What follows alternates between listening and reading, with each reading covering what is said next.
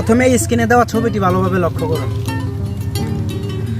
তো প্রথমে ছবিতে দেওয়া আছে যে কোনো নারী দুর্বল স্বামী চায় না। কথার কিন্তু আসলে বাস্তব, কোনো নারী কিন্তু দুর্বল স্বামী চায় না।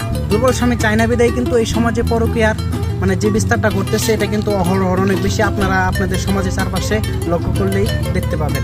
আবার দ্বিতীয় ছবিতে দেওয়া আছে যে কোনো সন্তানই কিন্তু দুর্বল পিতা চায় না। আসলে কিন্তু এই কথাটা সত্য। এটা যদি আমরা আর্থিক দিক দিয়ে ধরি তাহলে দেখবেন যে কোনো সন্তানই চায় না তার পিতার অর্থ কমুক, বা যেই পিতার অর্থ কম দেখবেন ওই পিতা তাদের সন্তানের কাছে মানে মূল্যায়নটা কম পায় আর কি। কিন্তু এটা কিন্তু সব ছেলেদের ক্ষেত্রে না, কিছু কিছু ছেলেদের ক্ষেত্রে।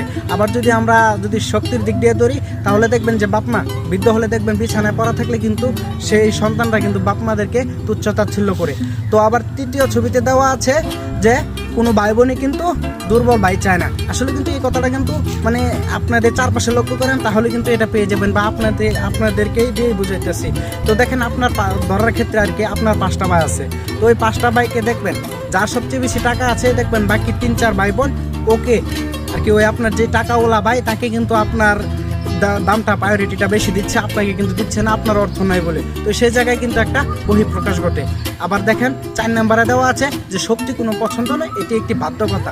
আসলে শক্তি কিন্তু কোনো পছন্দের জিনিস না যে আমি পছন্দ করলাম বাজার থেকে কিনে নিয়ে আসলাম। শক্তি কিন্তু এটা আল্লাহ তাআলার দান। শক্তি বা অর্থে মানে এটা শারীরিক শক্তি হোক বা আর্থিক শক্তি হোক এটা কিন্তু আল্লাহ তাআলার দান।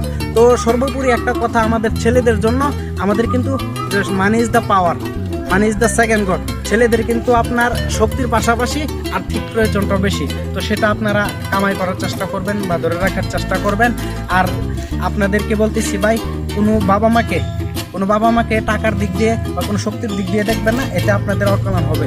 তাহলে এই ভিডিও থেকে আপনারা কে কী শিখলেন অবশ্যই কমেন্ট করে জানাবেন, এবং পরবর্তীতে আবার একটা নতুন ভিডিও নিয়ে চলে আসবো। সে পর্যন্ত আপনাদের খেয়াল রাখবেন। আসসালামু আলাইকুম।